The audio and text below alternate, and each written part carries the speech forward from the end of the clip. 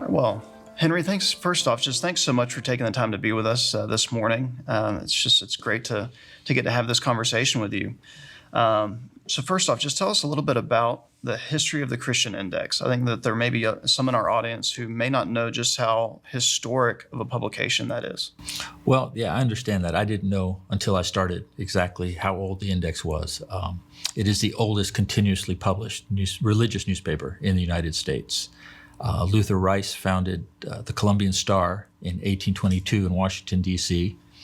In 1831, the name was changed to the Christian Index.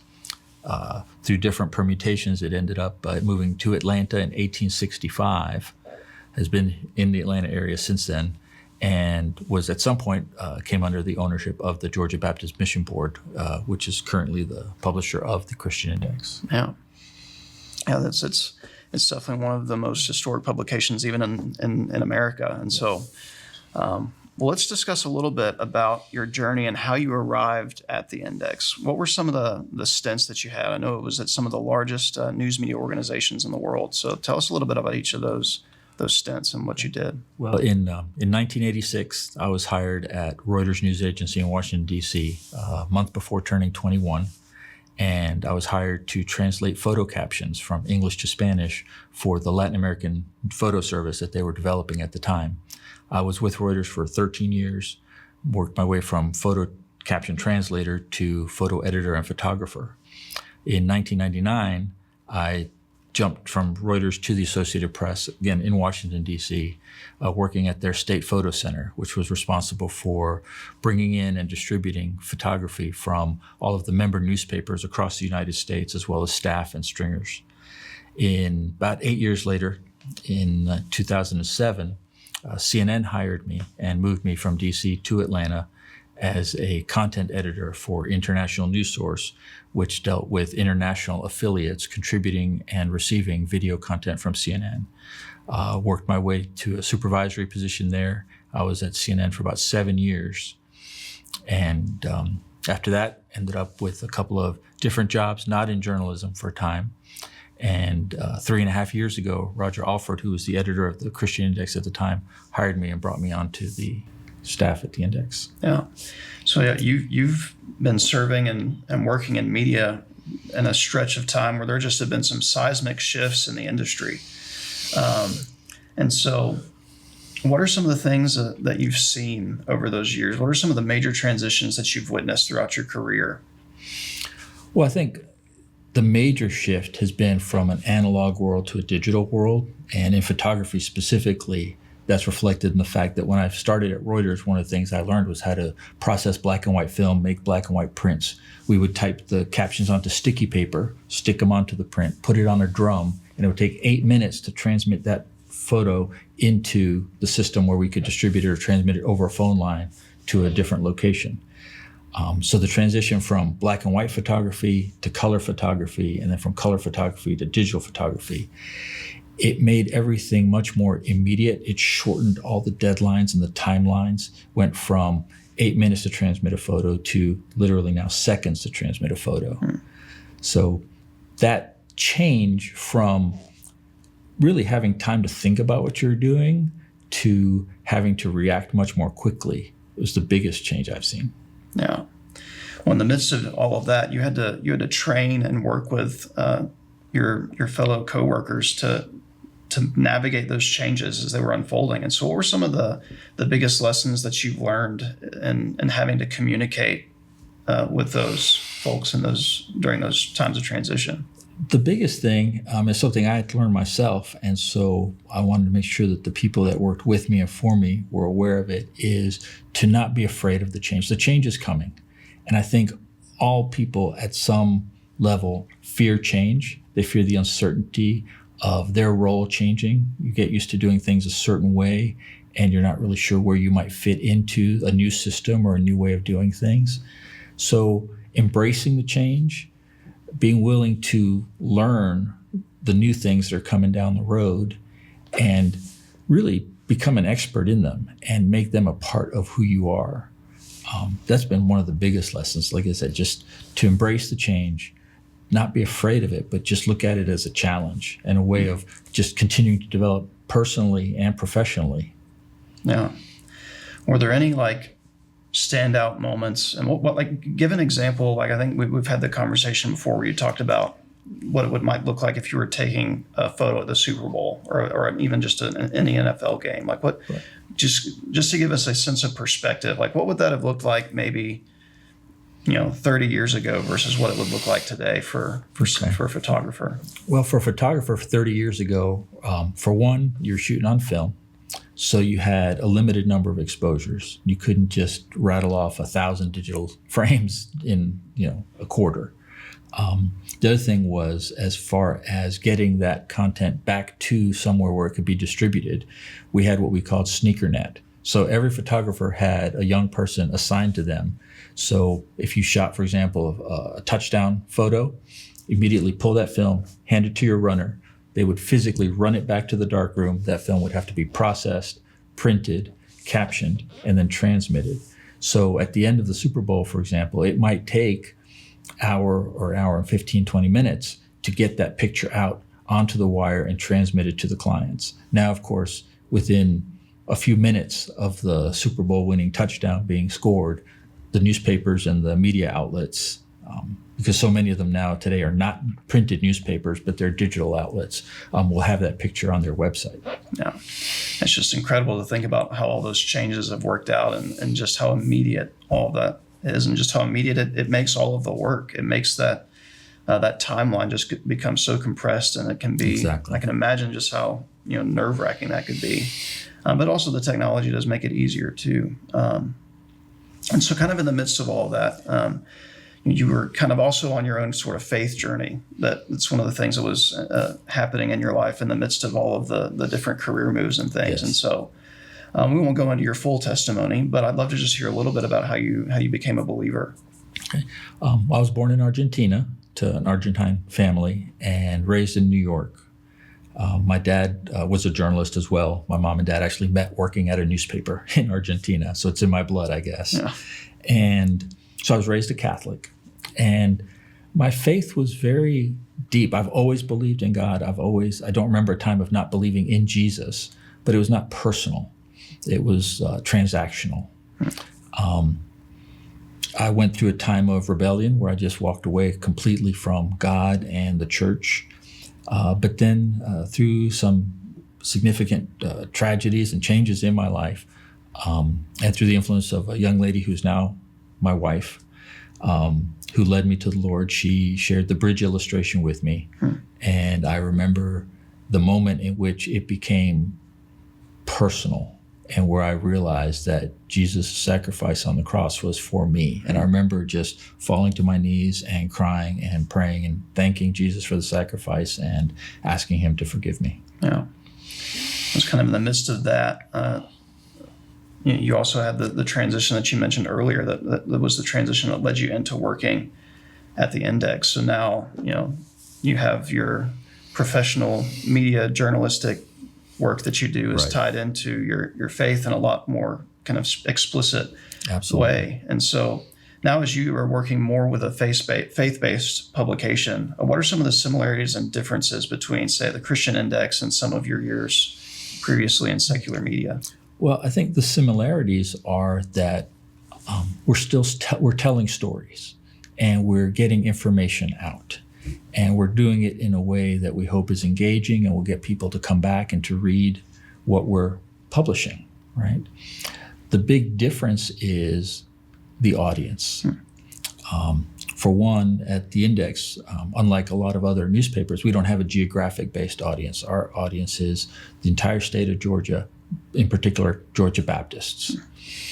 The other thing, too, is, of course, as a Christian, my ultimate audience is the Lord, and I'm doing what I'm doing to glorify him.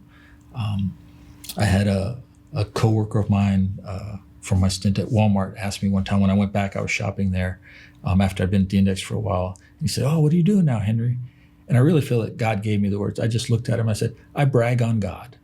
And that's what I do. I tell the story of what God is doing throughout the state of Georgia through his people for his glory. And so that is a huge difference in motivation and in the whole reason behind why I'm doing what I'm doing. I'm not doing this for a paycheck. I'm doing this for the Lord. And so using all the skills and talents and whatever abilities he's gifted me with and the experience of almost 30 years working in media, and using it in a way that complements my faith instead of sometimes contradicted my faith, is really, it's a tremendous blessing. It's indescribable, actually. Yeah, that's excellent. Well, so I know one of the things that can be a little bit distinct between like the Christian Index and some other things is that you sometimes the timeliness or the urgency about some of the things, like they're breaking news stories that you have to cover, but then there's also other opportunities, other stories that you get to tell that you kind of have a longer runway to do. So tell me a little bit about kind of that process for you guys. Right. Well, honestly, most of what we do isn't time sensitive. Every once in a while, something will happen, like there'll be a Hurricane Helene, or there'll be an important announcement from the mission board about some transition or change that is important, needs to be reported right away. But for the most part, we have time to really explore different angles, perhaps, to stories, to really dig a little bit deeper. We're not constrained by an immediate deadline. And so I think that gives us a freedom to really tell stories in a deeper, more meaningful way. We're not rushed in what we do. We can, throw something out there, take a look at it, think about it, maybe rethink our approach, come at it from a different angle if we think that that's not going to work, that manner of storytelling isn't going to be engaging enough. And again, just that freedom of not having that time pressure, I think really allows us to be very creative in how we tell stories. Yeah, absolutely. And so just kind of thinking through that, what are some of the lessons as well that you've kind of carried over from secular media into the role that you have now that you think would be beneficial for really any of our Baptist communicators? Well, a couple of things that I can think of. One is just work hard at what you do. Really try to understand the craft behind it. We're doing this for the glory of God. And so we should keep everything that we do at the highest standards possible. One of the things that was important, and it was really forced onto my consciousness when I began my career in journalism, was to get the story right. There was always deadline pressures, but it didn't matter if you were the first one out there if you didn't have your facts straight. You had to have the story right. Yes, you had to have it quickly, but being able to say, yes, this is what happened, this is the truth, was the most important thing. And now, of course, ultimately, Jesus said, I am the truth. So we serve the greatest truth possible. And so everything that we put in the index, we want to be sure that it's accurate and truthful, not just truthful factually, but also in terms of being fair to the people that we're talking about, to be able to say, yes, we're presenting the story in a way that brings honor to God. There's not that sense of, well, we're going to break a story in order to embarrass somebody, in order to make somebody look bad. It's not about making anybody look bad. It's about glorifying God and about celebrating the people and the events and the activities that we're reporting on. Yeah. Well, that's great. And it's one of the things that I've just have enjoyed, like when you mentioned Helene, our paths crossed covering the Southern Baptist response to that story. So that was a lot of fun when we got to, and that's one of the things I love about BCA, about the relationships that we craft and develop. And absolutely. That's just one of the things I just absolutely love about what we get to do. So some of the questions that kind of came in ahead of this, I love this one. You've had the opportunity to work in different settings and work with a bunch of different people. You've had different creative styles or different personalities. And so what are some of the things that you learned about how to work and create with others who maybe think differently or create differently than you do? The biggest thing is different doesn't mean wrong. There are many right ways to tell a story, many right approaches to a story. There are definitely some wrong approaches and some wrong ways to do things. But just because you and I will sit down and look at a story and come up with, for example, if we're interviewing somebody, we might come up with totally different questions to ask that person, just because of our backgrounds, of our perceptions, how our experiences relate to the way that we look at the world, but that doesn't make it wrong. In fact, I think it makes it richer, that I can read something that you've written and think, wow, that's not at all how I would have covered that.